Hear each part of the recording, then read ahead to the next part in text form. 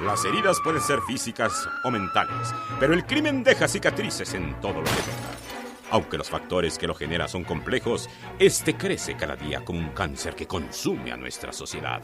Esto obliga a los agentes de la ley a auxiliarse de métodos científicos modernos, como la psicología y la criminalística. La guerra parece no tener final, pero una cosa es cierta: puedes correr, pero no esconder. Esto es Testigos del Crimen, con Guadalupe Gutiérrez y Roberto Coria. Frecuencia Cero, la otra radio.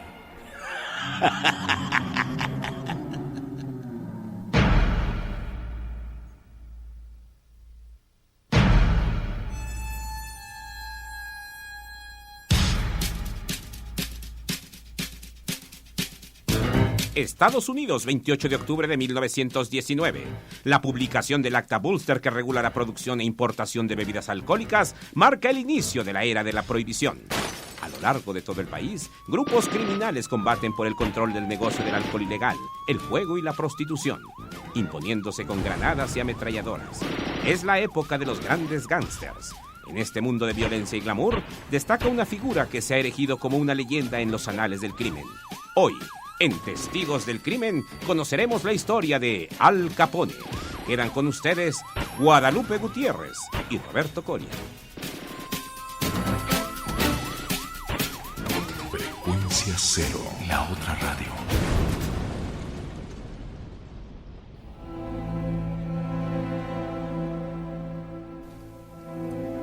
Les damos la más cordial bienvenida a este nuevo programa de Testigos del Crimen. Nos encontramos en esta mesa Guadalupe Gutiérrez y Roberto Coria. Nos da mucho gusto que estén con nosotros en esta ocasión y, como siempre, les recordamos nuestras vías de comunicación. Que es www.testigosdelcrimen.com.mx. O pueden dejarnos un correo de voz en el 2455-5099. Ahí nos va a dar mucho gusto poder atender todas sus sugerencias, todas sus dudas. Si quieren que comentemos algún tema criminal en particular, pues estaremos atentos de escuchar su opinión. El día de hoy, como bien escuchamos en la cápsula que introduce esta emisión, vamos a hablar acerca de uno de los, pues yo creo que de los más grandes jefes criminales de la historia del crimen moderno, y se trata de Alphonse Capone. Exacto, este gran gángster que dio, bueno, toda una época, sobre todo en los años 20, y que puso de cabeza a Chicago y a casi todos Estados Unidos, porque era conocido de costa a costa. Sí, era una figura, una celebridad prácticamente. Claro, y aquí, bueno, de las cosas más importantes es cómo llega la familia a América, cómo llega la familia Capone a América. Pues debemos de comenzar por decir que de alguna manera la llegada a América de la familia de Al Capone representa pues la búsqueda del sueño americano, ¿no? Claro, porque además es en la época en donde hay la migración masiva de Europa hacia Estados Unidos, persiguiendo toda la nueva vida, la nueva fortuna y todo aquello que prometía la nueva tierra. Exacto, Europa de alguna manera sumergida en la revolución industrial, pues no había muchas oportunidades para muchas personas. Entonces veían en Norteamérica como una suerte de tierra prometida, una tierra de prosperidad donde podían cristalizar todos sus sueños. Es entonces como en el año de 1894 arriba Gabriel Capone y su familia. Sí, que llega con Teresina, su esposa, y 3 pequeños. Uno de ellos, el mayor Vincenzo, el segundo Raffaele, el tercero Salvatore, que es el que estaba en gestación, estaba embarazada Teresina, y ya instalados en Estados Unidos en un episodio que seguramente nos recordará aquella escena en El Padrino parte 2, ¿no? Sí, en donde van llegando a la isla de Ellis y se ve la Estatua de la Libertad como esta parte simbólica de llegar al nuevo mundo, a la libertad, a la nueva esperanza, a la nueva tierra. Estas estaciones de tránsito, ¿no? Que eran como una torre de Babel, ¿no? Con un montón de mosaicos culturales, ¿no? Claro, ¿no? Y además estos barcos de cómo se veían con italianos, con irlandeses, con ingleses, algunos de algunos otros países, en fin, ¿no? Como toda esta constelación para llegar a hacer un nuevo mundo, literal. Exacto. Y Gabriel Capone lo que perseguía era establecer su barbería.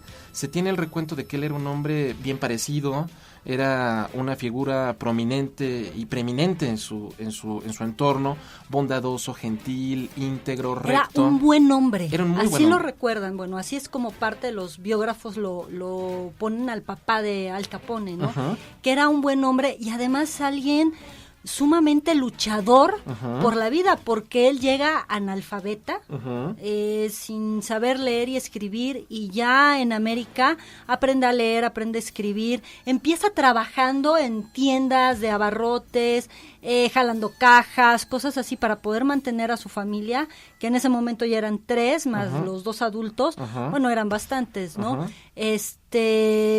Trabaja en otros lados, ¿no? Para obtener los ingresos necesarios.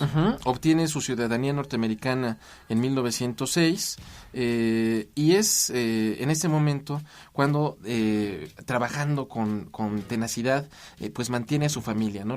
Logra sacarla adelante. Claro, y aquí entra el momento cumbre. En 1899, un 17 de enero, nace Alphonse Capone. Exactamente.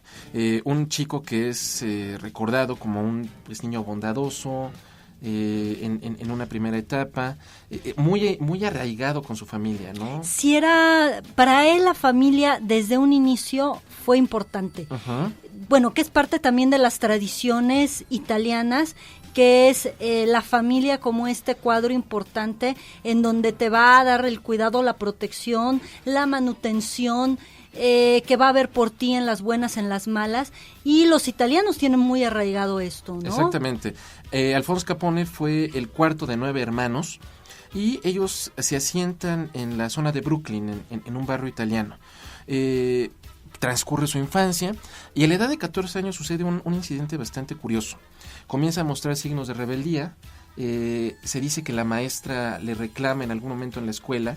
La maestra lo golpea, lo regaña y Alphonse la golpea. Sí, porque además, bueno, sí está mal que a la maestra le haya dado un reglazo, etcétera, pero vamos a ubicarnos que era los principios del siglo XX, en donde los maestros podían jalarle las orejas a los niños, darle de reglazos, nalgadas, castigarlos, jalonearlos del brazo, en fin, ¿no? Todas estas cosas con las que castigaban los maestros. Además de que el esquema educativo pues era terrible, ¿no? Grupos muy grandes, de alguna manera las clases migrantes, los italianos entre ellos obviamente, pues eran vistos como minorías y eran víctimas de rechazo en muchos sentidos, de segregación, ¿por qué no? Lo que podemos decir como racismo. Racismo, por supuesto.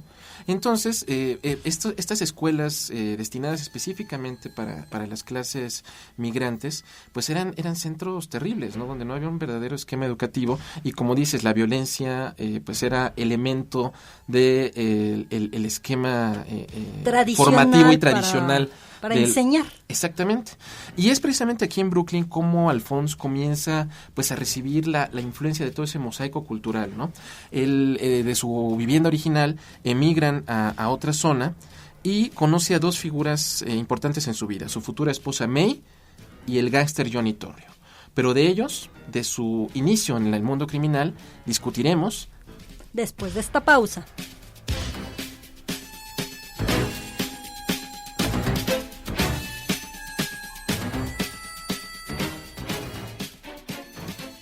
Si quieres descubrir al asesino, quédate con los testigos del crimen.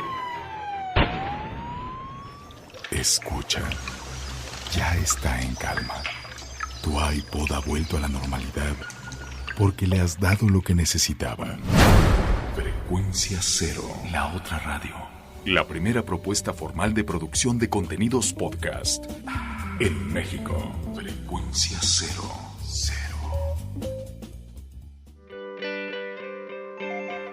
Llama a nuestro correo de voz 2455-5099. Frecuencia Cero, la otra radio.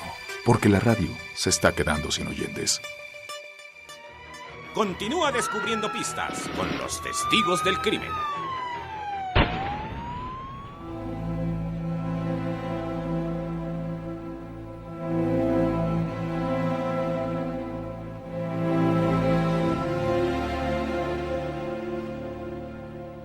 Bueno, y aquí ya regresando con la historia de Al Capone, estábamos en que a los 14 años lo expulsaron porque pues la maestra le da de cocos y él se enoja, se rebela, se porta grosero y es expulsado. Exacto. Es en ese momento cuando Al, el joven Al, comienza a formar parte de estas pandillas, ¿no? Estas pandillas juveniles que eran una manera de buscar identidad, una manera de buscar pertenencia a un grupo. Claro, no, que esto es algo muy normal y muy natural en la adolescencia, ¿no? Él se va a buscar su grupo de pares para sentirse perteneciente, para sentirse tranquilo, para sentirse seguro, en donde también este grupo de pares, está la familia básica, que para él siempre fue muy importante, pero también el grupo de amigos es una segunda familia en donde él busca una identidad fuera de esta familia, ¿no?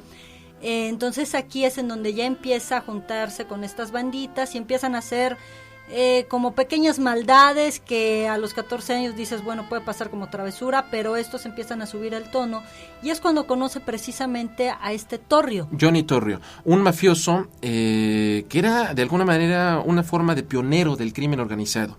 Era un hombre de baja estatura, todo un caballero, bien vestido, un ciudadano ejemplar en su comunidad.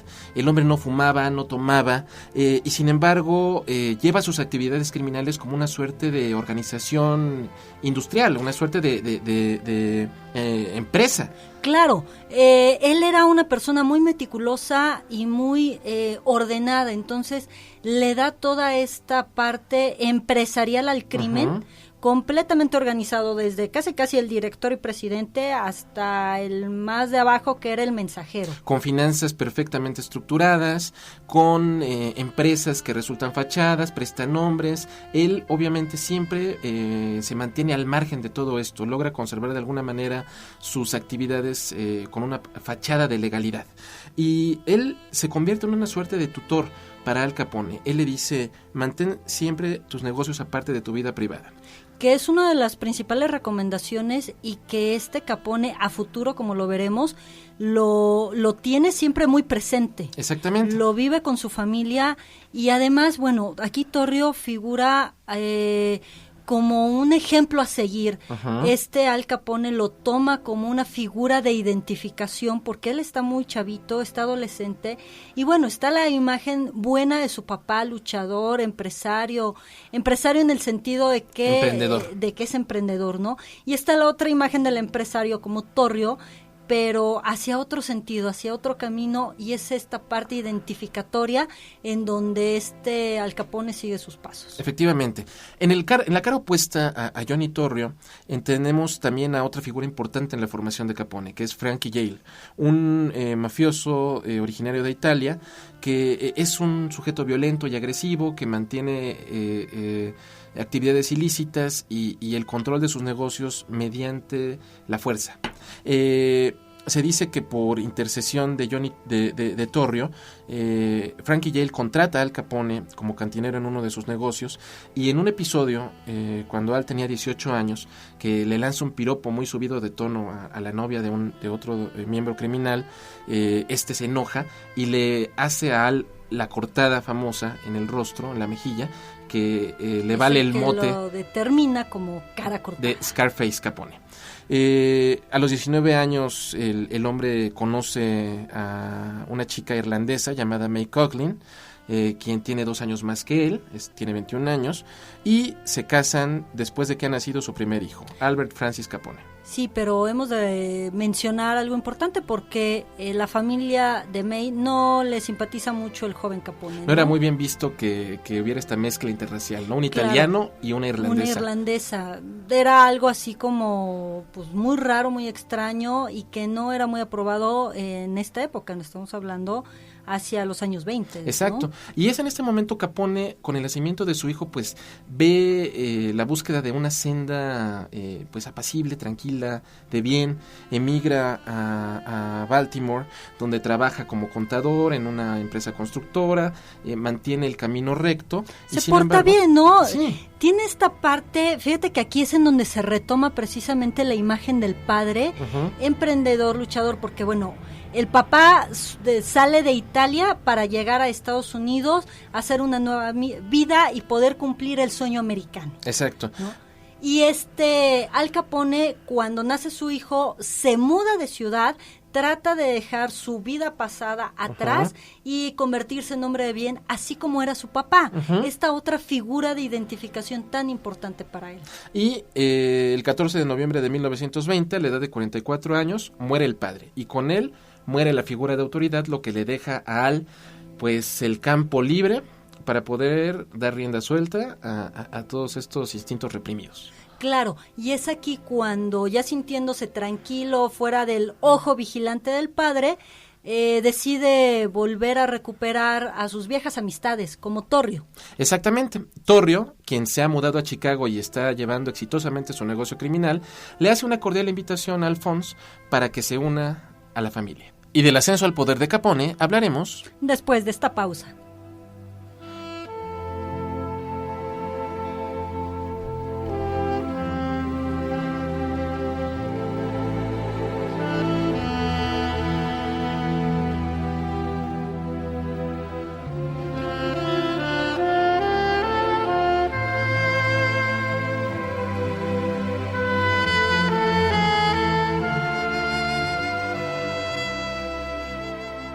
Si quieres descubrir al asesino, quédate con los testigos del crimen.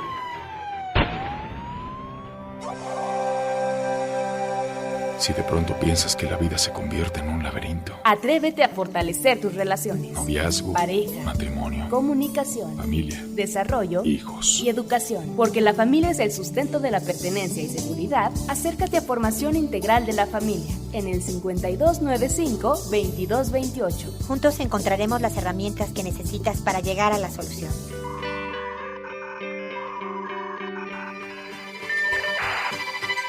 www.frecuenciacero.com.mx. Frecuencia Cero, la otra radio, un nuevo medio para una nueva generación.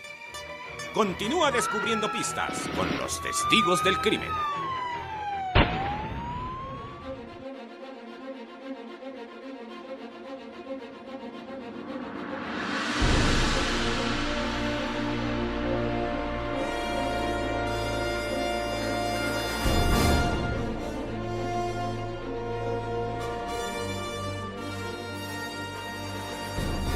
Y estamos de regreso en Testigos del Crimen y hablaremos ahora acerca de cómo Al Capone asciende al poder.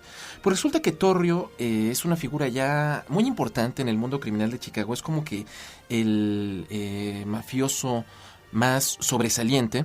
Chicago es de alguna manera una ciudad muy apropiada para el crimen organizado, porque es una ciudad corrupta, con un departamento de policía corrompido hasta sus esferas más altas, un alcalde que es igual de tranza, el mayor William Thompson, que favorece, que de alguna manera favorece al mundo criminal debido a que ellos apoyaron su campaña política. Claro, bueno, si les suena algo conocido, solamente ahí se queda de tarea, ¿no? Exactamente. Entonces, Al comienza a escalar posiciones dentro del imperio criminal de Torrio, con violencia. Aquí deja ver sus cualidades brutales, tenaces. Es un cuate con mucha iniciativa, que no tiene miedo de mancharse las manos para conseguir sus propósitos. Claro, pero además siempre mostrando una cara, una faceta de hombre distinguido y de hombre respetable. Yo creo que esta es una de las palabras claves que tienen los gángsters y que Capone, no sé, destaca grandemente, que es la respetabilidad. Es algo muy importante para ellos. Y esto se comienza a manifestar cuando en marzo de 1925, después de un atentado contra su vida, Torrio decide abandonar el negocio y le hereda a Al Capone toda la organización. Claro, porque es como el hijo que siguió sus pasos y que aprendió cómo hacer el negocio lo mejor posible. Entonces, Capone lo toma, pero además también aprende una de las cosas importantes de Torrio, que era ser jefe del área, pero carismático. Carismático, elegante, bien vestido, un socialité, que lo mismo iba a los eventos de deportes, que iba a la ópera. En esta famosa película de Los Intocables de Brian De Palma, aparece mientras están asesinando a uno de los personajes, a Sean Connery. Sí. Él está viendo el Pagliacci, llora, está completamente conmovido, llorando, emocionado cuando a las espaldas, bueno, están cometiendo los más atroces asesinatos. Se hospeda en una suite lujosa, primeramente en el Hotel Metropole, una suite que costaba $1,500 diarios. Se mueve en un mundo de glamour completo. Sí, y además es la época en donde también este mismo glamour, o sea, ya es tomado a los gángsters como personajes. Como celebridades. Sí, les aplauden, los admiran, los reconocen en la calle como si fueran artistas de cine. Que es interesante que trazáramos un paralelo con el narcotraficante mexicano. Sí. Ambos tienen de alguna manera una sed de reconocimiento, una especie de complejo del redentor, de que en sus buscan una suerte de expiación de sus pecados, o de lo que ellos sienten como pecados, siendo buenos con la gente. Claro, y además es como mostrarles a la gente que ellos son los buenos, son los bondadosos. Al Capone se calificaba como un servidor público. Claro, porque daba desayunos públicos, o sea, antes de que hubiera cualquier concepto en cualquier país de ayuda social en este sentido, Al Capone lo hacía. Organizaba fiestas, le regalaba cosas, ayudaba a madres solteras, a niños huérfanos o gente de la calle, organizaba grandes comidas en donde no tenían que pagar nada, simplemente decir quiero comer, les daban la comida, les regalaban ropa. Bueno, era alguien muy amado y muy querido, o sea, logró su objetivo. Una suerte de Robin Hood. Claro, pero en una forma hasta maquiavélica. Completamente. Y obviamente aquí está el discurso de la doble moral, ¿no? Y es similar, como te decía, con el narcotraficante mexicano, ¿no? Sí. El culto que se ha erigido en torno a él, con los corridos, que son figuras queridas en las zonas fronterizas de la República Mexicana. Claro, porque han hecho cosas para el pueblo, apoyan para iglesias, sus ciudades. Apoyan iglesias, apoyan a la comunidad, apoyan a gente menos, no sé, bueno, ayudan a cuanto pueden, digámoslo así. Organizan fiestas, por ejemplo, para el 6 de enero, organizan fiestas del 10 de mayo para darles a las mamás todo el apoyo, etcétera, ¿no? Mira, esta parte del narcotráfico, de lo que deja como herencia Al Capone, junto con Torrio, es esta organización, es decir, es una empresa. Aquí tiene que haber un jefe, un subjefe, los que le siguen, sus el contadores, etcétera. Todo eso, junto con la parte buena de toda una empresa que hay que darle también a su servidor para que sigan respondiendo y sigan a su cargo. Y Al Capone se impone sobre las otras bandas rivales, como la de Bugs Moran, mediante la violencia. En este escalada al poder absoluto de Chicago, es cuando sucede la famosa masacre del día de San Valentín. Cuando en 1929 intenta asesinar a Bugs Moran en uno de los actos pues más recordados dentro de Claro, dentro de porque este es masacres. uno de sus principales acérrimos enemigos, que está buscando el poder. Eran luchas para ver quién controlaba Chicago y quién hacía más maldades y quién obtenía más dinero a través de todo. Se intentan matar mutuamente y bueno, Alphonse Capone falla en matar a Bugs Moran. Y pues con esto desata una guerra encarnizada en la cual pues muchos inocentes salieron lastimados. Pero el imperio de Al Capone estaba por terminar, y de eso hablaremos después de esta pausa.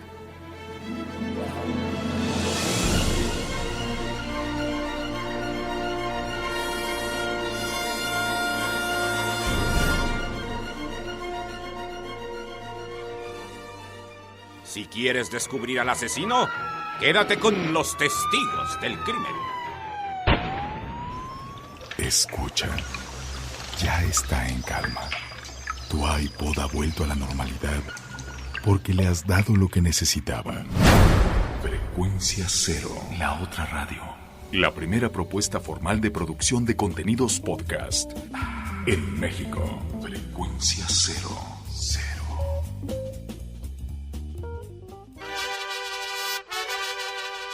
Interplanet presenta su nueva división.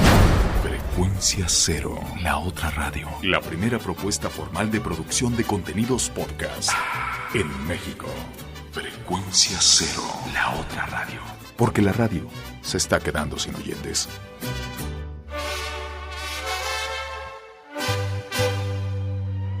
Continúa descubriendo pistas con los testigos del crimen. –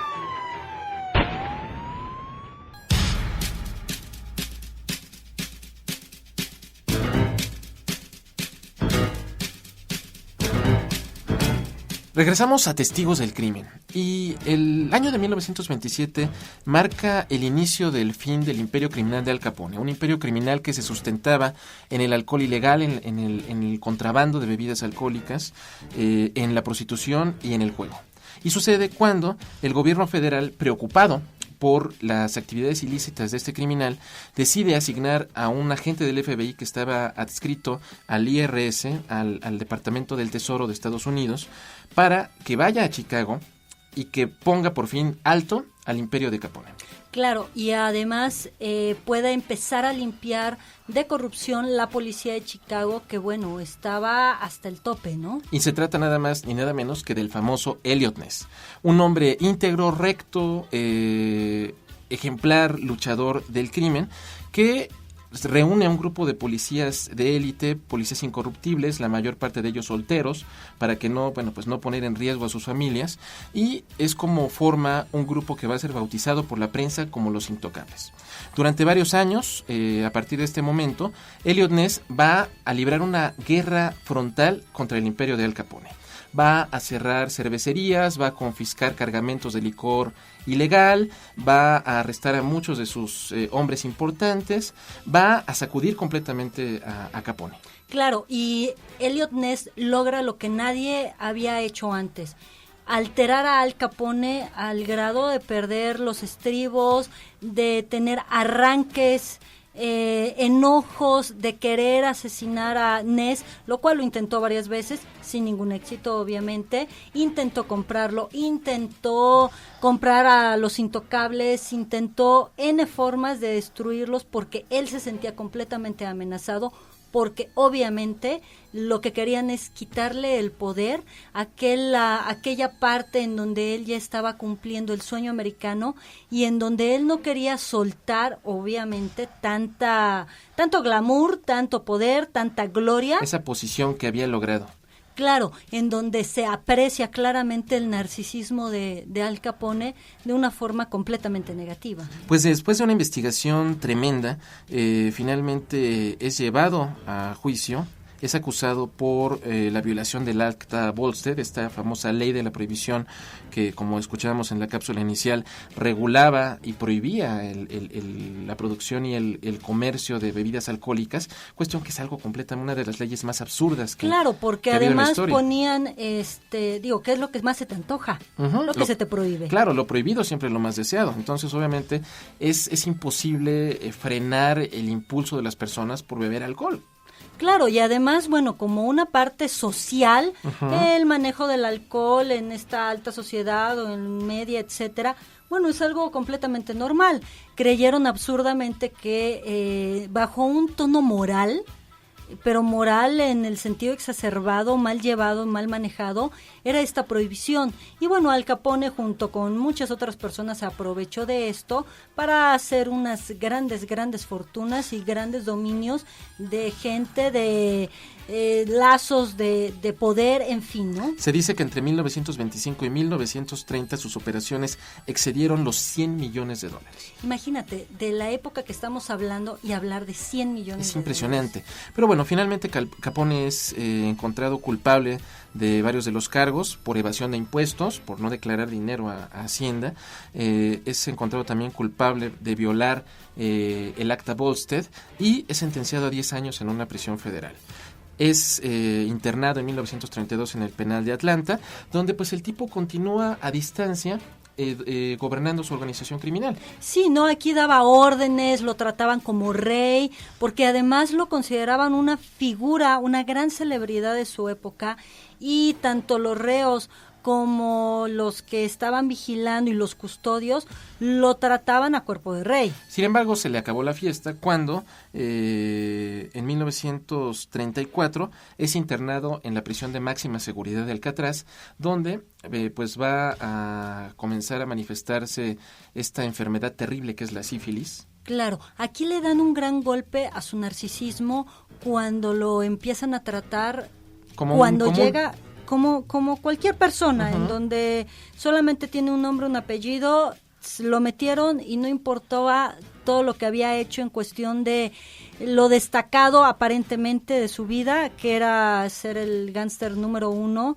en Estados Unidos. Aquí, como mencionaste hace un momento, le empieza a atacar la sífilis que la contrajo, bueno, en sus múltiples parrandas, ¿verdad? Claro, por supuesto. Y bueno, no queda solamente en esta enfermedad de sífilis, sino lo que le da es una neurosífilis, exactamente. que los factores que lo determinan es cuadros demenciales, es decir, se le empiezan a olvidar cosas, te empieza con problemas emocionales, con delirios, y empieza a tener una decrepitud muy, muy vertiginosa que lo lleva a la muerte, ¿no? Exactamente. Él es por la enfermedad liberado el 16 de noviembre de 1939 y se retira a una propiedad en Miami que había comprado en sus días de opulencia, donde se recluyó completamente del mundo exterior. El 21 de enero del 47 sufre un derrame cerebral y 3 días más tarde, el 24 de enero de 1947, muere de neumonía. Sus restos yacen en el cementerio de Mount Olivet. Posteriormente es trasladado sus restos a Chicago junto con los restos de su padre y de su hermano Frank. Y pues, grosso modo, esta es la historia de Al Capone. ¿Qué sucedió, sin embargo, con Eliot Ness? ¿Qué pasó con el cazador? Pues la historia de él no quedó aquí y nos va a dar pie para nuestro siguiente programa. Claro que sí, que va a ser de Eliot Ness y el carnicero de Kingsbury Run. Estuvimos con ustedes, Guadalupe Gutiérrez y Roberto Coria, testigos del crimen. Gracias por su presencia.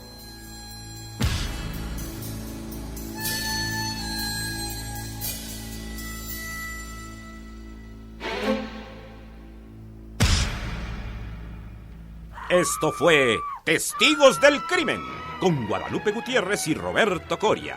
Mantente en contacto con nosotros en www.testigosdelcrimen.com o al teléfono 24 55 50 99. Testigos del Crimen, un programa más de Frecuencia Cero, la otra radio. lo mejor de la radio en la palma de tu mano.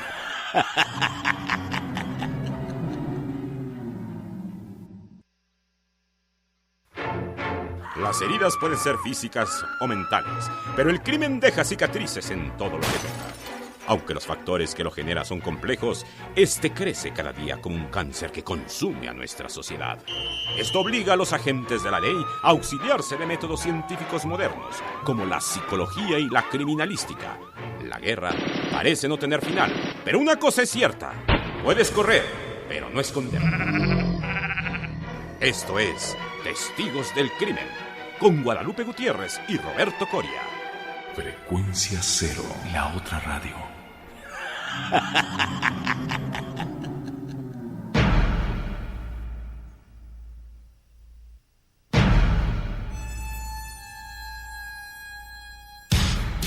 Chicago, 1931. Después de enviar a la cárcel al peligroso criminal Al Capone, Eliot Ness emigra a la ciudad de Cleveland, en donde continúa su lucha contra el crimen como jefe del departamento de policía local. Sin embargo, una serie de grotescos homicidios acontecen en las inmediaciones de Kingsbury Run, significando tal vez el más grande reto en la carrera de Ness.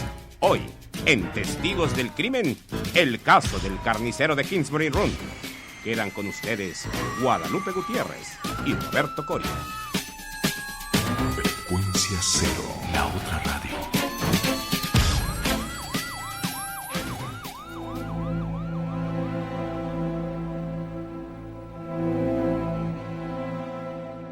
Después de escuchar esta emocionante y apasionante cápsula, estamos nuevamente en estos micrófonos, Roberto Coria y Guadalupe Gutiérrez, quien les damos la más cordial bienvenida aquí a Testigos del Crimen. Les recordamos nuestra vía de comunicación. Pueden escribirnos a un mensaje en nuestra página web www.testigosdelcrimen.com.mx o bien dejar su mensaje en nuestro correo de voz 2455 5099. Y el día de hoy, querida Guadalupe, tenemos un programa muy interesante porque, pues bueno, nos quedamos cuando vemos las películas en los programas de televisión sobre Eliot Ness y los Intocables, nos quedamos con, bueno, ¿qué pasó con Eliot Ness, no? Suponemos que continuó su carrera policial, pero no sabemos más allá de ello. Pocos saben que Eliot Ness, después de capturar a Al Capone, se enfrentó a un caso terrible, que es precisamente el del carnicero de Kingsbury Run. donde comenzaron a aparecer una serie de crímenes terribles, cadáveres mutilados, y pues significó el reto mayor. Elliot Ness, cubierto de gloria, como casi como un héroe nacional, de repente se enfrenta a un criminal nuevo. Claro, porque bueno, arrestar a Al Capone le otorgó gran mérito en toda la región estadounidense de costa a costa, ¿no? Y de punta a punta.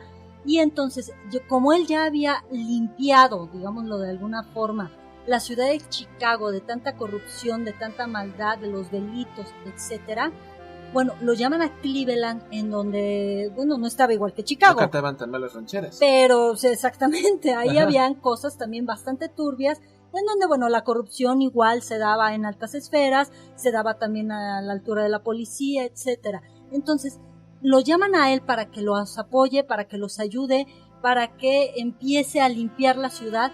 Y bueno, surgen estos asesinatos, estos hallazgos demasiado, terroríficos, ¿no? Porque el primero que encontraron en 1934, Ajá. encuentran el torso de una mujer Mutilado. completamente, simplemente es el torso, a la cual le dan el nombre de la Dama del Lago. Hasta la fecha, la mujer extraoficialmente es señalada como el primer crimen de esta serie de asesinatos, y vale la pena mencionar por qué conmocionó en este momento. Ubiquémonos históricamente. Estados Unidos acaba de superar la era de la depresión, esta crisis económica terrible que sacudió a prácticamente todo el mundo. También la ley de prohibición que originó toda esta guerra de bandas en Chicago se derogó, con lo cual pues encontramos una situación de Estados Unidos pues un poco más apacible, comienza a restablecerse un poco el orden. Claro, aquí empiezan a tener ya la esperanza de poder salir adelante, a pesar de que están todavía mal económicamente, porque el golpe de 1929... Se siente todavía. Claro, están completamente resentidos, pero guardan una parte de esperanza y de decir, vamos a poder, vamos a empezar a trabajar, y muchos de los comerciales y de los anuncios y de la publicidad que se hacía en corto, en gran escala, etcétera, era hacia este fin, hacia levantar el país. Exactamente. Y es por eso que en este entorno el hallazgo de la Dama del Lago provoca pues, horror en la opinión pública. Sin embargo, pues la policía pensó que había móviles pasionales, que había móviles de venganza detrás del hecho. Nadie identificó o reportó personas desaparecidas, entonces pues el caso se le dio carpetazo, permaneció como un crimen sin resolver y directamente va esto a significar pues tal vez el precedente de toda la ola que hablaremos más adelante. Y sobre ello hablaremos después de esta pausa.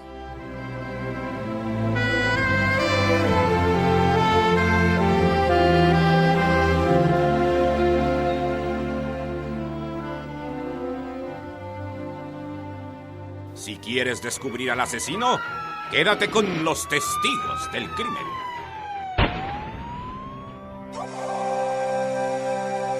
Si de pronto piensas que la vida se convierte en un laberinto, Atrévete a fortalecer tus relaciones. noviazgo, Pareja, matrimonio, comunicación, familia, desarrollo hijos, y educación. Porque la familia es el sustento de la pertenencia y seguridad, acércate a Formación Integral de la Familia en el 5295-2228. Juntos encontraremos las herramientas que necesitas para llegar a la solución.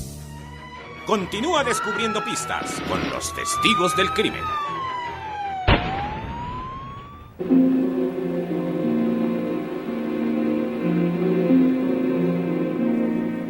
Y bueno, ya estamos aquí nuevamente en Testigos del Crimen y como mencionamos hace un momento, llamaron a Ness para empezar a ayudar a la policía de Cleveland. Pero ¿quién era Elliot Ness? Comencemos diciendo que Elliot Ness nace el 19 de abril de 1903 en la ciudad de Chicago, precisamente. Era hijo de Peter y de Emma Ness, un par de panaderos noruegos. Y pues él desde chico se comenzó a manifestar como un muchacho noble, recto, íntegro, obediente, que observaba muy bien las normas de conducta, ¿no? Alumno destacado, estudia en la Universidad de Chicago, se gradúa en Administración de Empresas en 1925, posteriormente hace una maestría en Criminología, cuestión interesante. Y pues aquí es como comienza de alguna manera su vínculo con la ley y el orden. El hombre es influenciado en 1926 por su cuñado, por el esposo de su hermana, que era un agente del FBI. Claro, aquí estamos viendo que Eliot Ness estaba inmerso en un mundo de reglas, de leyes, de normas, ¿no?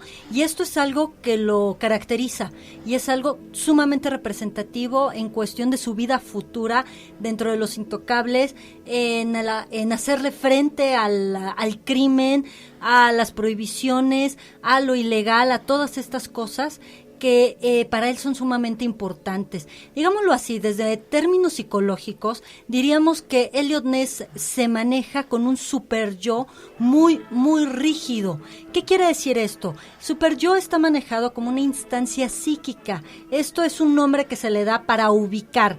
¿Qué es el super yo? Es en donde se depositan y en donde se ubican las normas, las reglas, el deber ser, todas estas cosas importantes que nos van a decir esto se vale, esto no, hay una consecuencia, hay un castigo o hay un premio. Él le da muchísima importancia a esto y sobre eso va rigiendo cada movimiento de su vida, lo cual también es algo que va a ser favorable, pero también va a ser desfavorable para el buen Eliot Ness, ¿no? Pues resulta que es de esta manera como el 23 de septiembre de 1935 ocurren los primeros hallazgos oficiales de víctimas del carnicero de Kingsbury Run. Primeramente, en la zona de Jackass Hill se encuentra un cadáver mutilado cuyo identidad permanece desconocida, y solamente a unos metros se encuentra un segundo cadáver en circunstancias similares. Y obviamente la identificación, aquí en este caso se pudo hacer estudios de dactiloscopía y se identificó el cuerpo como el de Edward Andrassy, un sujeto que igualmente fue decapitado. Las extremidades, algunas de ellas fueron mutiladas, pero llamaba la atención la nitidez y la precisión de los cortes que se hacían. Sí, porque los cortes eran limpios, no había mancha de sangre, es más, quedaban perfectamente lavados, drenados, y el corte en las cervicales era sin lastimar ningún hueso. Exactamente, se tenía dada las características de las lesiones, que se había drenado el cadáver antes de hacer las mutilaciones, de tal suerte que no manchara, que no dejara indicios que obviamente pudieran revelar a la identidad del victimario. Claro, con esto también estamos empezando a ver que la persona quien cometió todo esto era alguien sumamente obsesivo. Meticuloso. Demasiado meticuloso y muy, muy demandante consigo mismo, es decir, con una autoexigencia tal que no podía permitirse ensuciar o manchar el lugar en donde estaba. Y que de alguna manera poseía los conocimientos y los medios para llevar a cabo estos delitos. Se tiene también la idea de que conocía bastante bien el área, porque se podía mover libremente, como lo hiciera Jack el Destripador, de quien hablábamos en programas previos, por el área impunemente, sin que nadie le llamara, sin que despertara la atención de la gente. Claro, además en los lugares en donde fueron encontrados los cuerpos no eran los lugares en donde se cometían los asesinatos ni el descuartizamiento. Exactamente, era el lugar de hallazgo. Pues al hallazgo del cadáver de Andrassy siguió el 26 de enero de 1936 el descubrimiento del cadáver de Florence Genevieve Polillo. Esta mujer, quien tenía antecedentes de prostitución, fue descubierta en circunstancias similares. Y vale la pena aquí decir que, de alguna manera, el resto de las víctimas, que alcanzaron el número de 12 de manera oficial, estaban perteneciendo a clases desposeídas. Eran prostitutas, eran desamparados, eran vagabundos. Algunos de ellos jamás se precisó siquiera cuál era su identidad o de qué sexo eran. Había mutilación genital en algunos de ellos, y pues obviamente esto tenía desconcertada completamente a la policía. Claro, había una gran confusión porque no sabían hacia dónde dirigirse ni podían entender qué pasaba. Y precisamente, ¿cuál es el significado de estos crímenes? De ello continuaremos después de la pausa.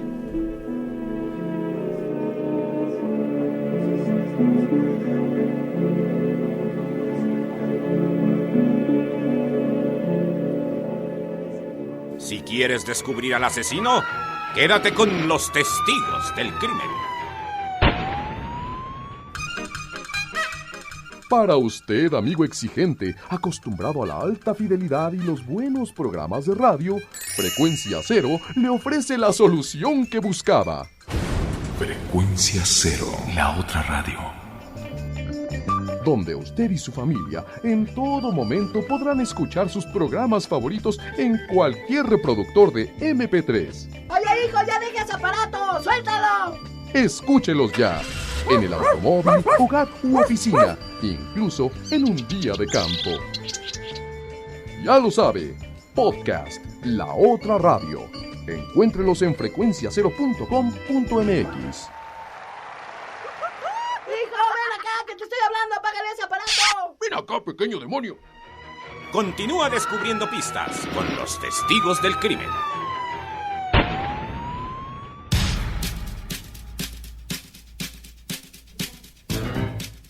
Y bueno, ya estamos aquí de regreso para hablar acerca de las mutilaciones. Sí, ¿cuál era el significado, cuál es el simbolismo que puede representar para un asesino el mutilar la cabeza, los brazos, las piernas de una persona?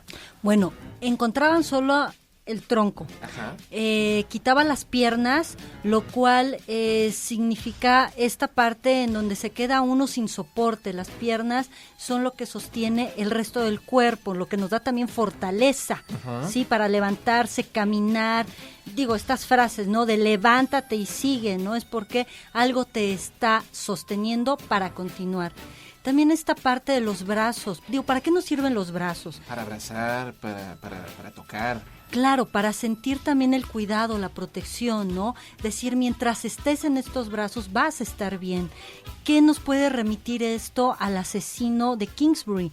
A que esta persona se sentía sin sostén, sin protección, sin cuidado, ¿sí? Sin sentir a alguien que lo pudiera apapachar, que lo pudiera apoyar, que lo pudiera proteger. Entonces, cuando los quita es, yo no los tengo porque eso no sirve, entonces fuera todo esto. Era una persona que se sentía rechazada, que no tuvo afecto tal vez en su infancia. Exacto, digo, como una hipótesis podría plantearse esto. ¿Y la cabeza? Y la cabeza, bueno, es nuestro centro principal de pensamiento, de razonamiento. Aquí pasa todo. Por ejemplo, cuando hay muerte cerebral, oficialmente la persona está muerta. Claro. ¿Sí? Es por eso tanta la polémica acerca de la eutanasia, a que si a alguien se le puede quitar los tubos, no, etcétera, cuando hay muerte cerebral. Él anulaba completamente el pensamiento, ¿sí? En donde decía, no quiero pensar, y los pensamientos a lo mejor que tenían, pues no eran muy favorables, obviamente. Claro. Pero él se los quitaba a las víctimas en una forma proyectiva. Entonces el tronco, pues sí, contiene todas las vísceras, intestinos, etcétera, pero ya sin todas estas extremidades importantes, ¿como para qué te sirve? Además de que les estaba robando la identidad. Sin el rostro, sin huellas dactilares, tengamos en cuenta que en este momento únicamente se conocían los tipos sanguíneos. Los estudios de DNA, de genética, todavía pues ni siquiera se conocían remotamente.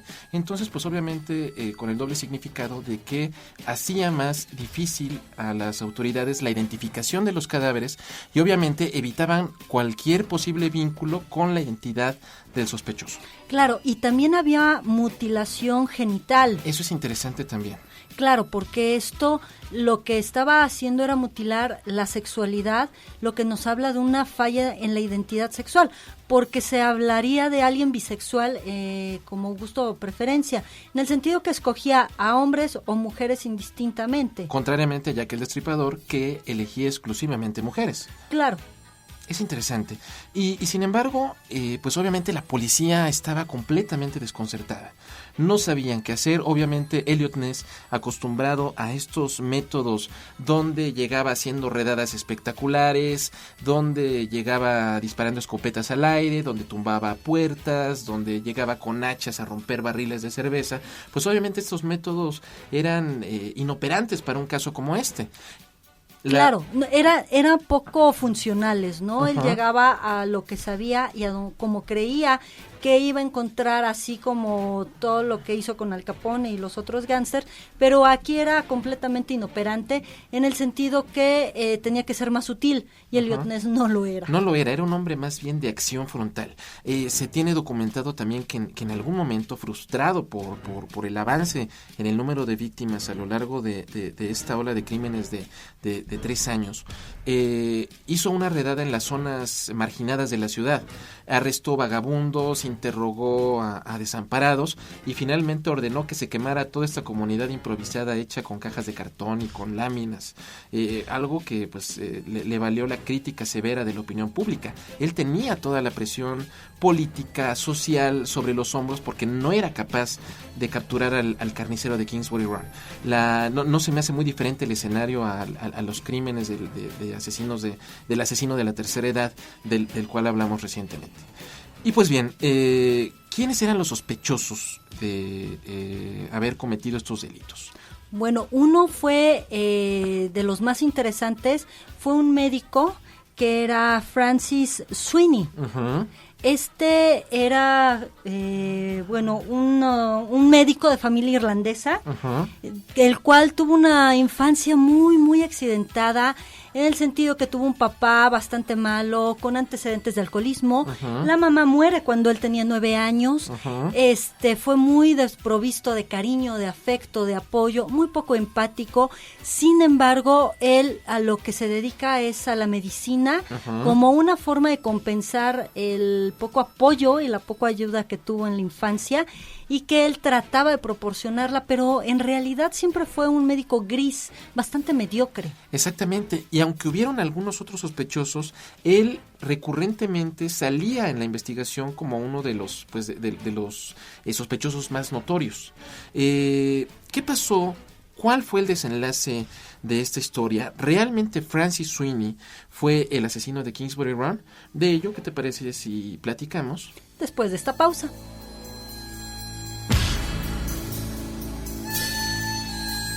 Frecuencia Cero, la otra radio. Si quieres descubrir al asesino, quédate con los testigos del crimen. Escucha, ya está en calma. Tu iPod ha vuelto a la normalidad porque le has dado lo que necesitaba. Frecuencia Cero, la otra radio. La primera propuesta formal de producción de contenidos podcast en México. Frecuencia Cero. Continúa descubriendo pistas con los testigos del crimen.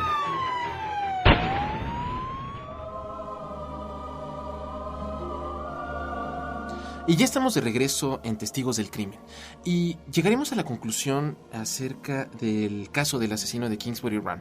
Pues el doctor Francis Sweeney prevalecía como el sospechoso más importante de haber cometido estos brutales asesinatos. Pues finalmente, prácticamente en un callejón sin salida, Eliot Ness decide practicar algo poco ortodoxo. El 23 de agosto de 1938, en una suite bastante lujosa de un hotel en Cleveland, Eliot Ness cita a Francis Sweeney y realiza un interrogatorio del cual no se tiene un registro exacto de las preguntas que se hicieron. En este lugar estaba Eliot Ness, estaba el doctor Royal Grossman, que era el psiquiatra de la corte de Cleveland, estaba el teniente David Cowles, uno de sus principales colaboradores, y estaba Leonard Keeler, uno de los inventores del polígrafo. Y pues comenzaron a hacer una serie de preguntas a Sweeney, lo interrogaron durante más de 2 horas, y aunque el polígrafo, que vale la pena hacer la mención, que es comúnmente conocido como el detector de mentiras, un artefacto que registra variaciones en el ritmo cardíaco, en la reacción de la piel, en la respiración, etcétera, etcétera, lo cual permite detectar cuando una persona miente, Sweeney lo pasó. Logró engañar al polígrafo. No obstante, el doctor Keeler le dijo a Eliot Ness: para mí, este sujeto es el asesino. Entonces, sucedió algo bastante curioso. Eliot Ness, obviamente teniendo que manejar con mucho tacto el crimen debido a la presión del alcalde de la ciudad y debido a que el primo de Sweeney era un congresista llamado Martin Sweeney, un hombre muy poderoso, muy colorido, se dice que era un hombre pues bastante corrupto incluso. Obviamente debían de manejarlo con pinzas el asunto. Y curiosamente, 3 días después de que se realice este interrogatorio, Francis Sweeney decide voluntariamente internarse en un hospital para enfermos mentales. Y aquí también, después de este internamiento, cesan los crímenes. Exactamente. Aquí vale la pena preguntarnos, ¿él era realmente el asesino? ¿Elliot Ness logró hacer algún trato para que el tipo voluntariamente se internara en el manicomio, pensando que pues obviamente con el poder del primo, y con la poca evidencia que tenían, lograr una convicción certera?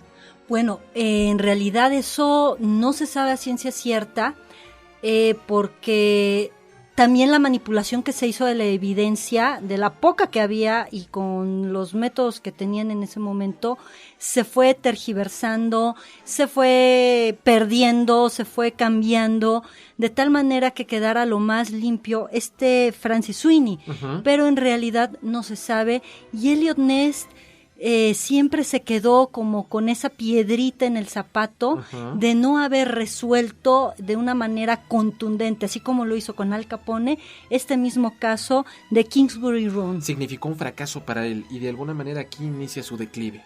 Es irónico porque en muchas fuentes se señala a el propio Elliot Ness como una víctima más del carnicero de Kingsbury Run.